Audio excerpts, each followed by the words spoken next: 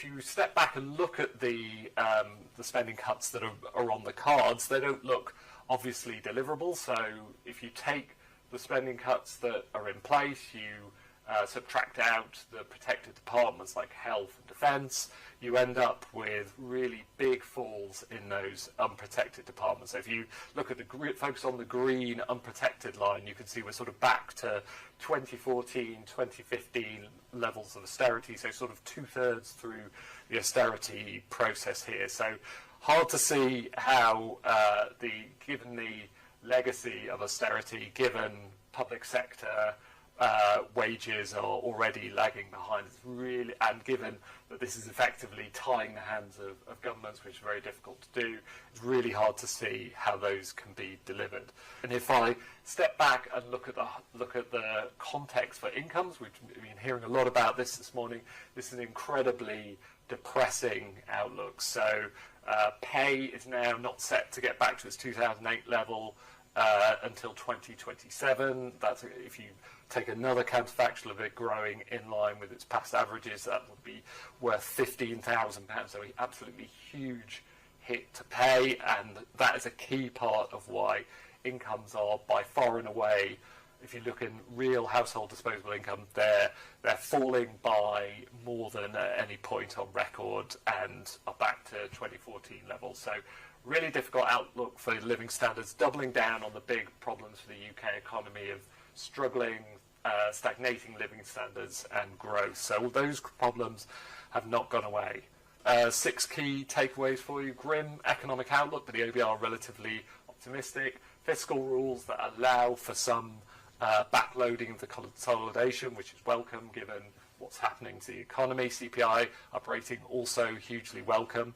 And energy support smaller but better targeted, but cliff edges remain.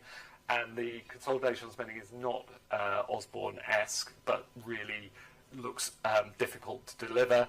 And overall, broadly progressive tax rise is welcome, although some fairness issues.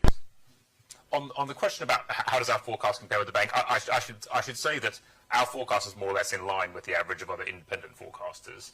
The bank is actually a bit of an outlier on the downside. Why are we more optimistic?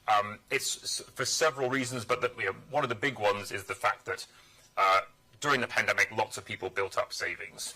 And not everybody, obviously. Lots of households, didn't have very much savings going into the pandemic and didn't have very much savings coming out of the pandemic. Lots of households are in debt, but some households built up lots of savings over the pandemic. We assume that households draw down that savings over this shock. Oftentimes in UK recessions, households hang on to their savings as a kind of precautionary measure. They're not sure what their incomes are going to look like, and so they don't dip into their savings. The savings rate doesn't fall during recessions because they want to hang on to their savings in case something bad happens to them in the future. That's kind of more or less what the Bank of England assumes, that the savings rate doesn't fall. It just kind of plateaus at its historic average, having come down from those really high levels. We actually assume that it falls below its long-run historical average for a period, and that people do dip into their savings to support consumption.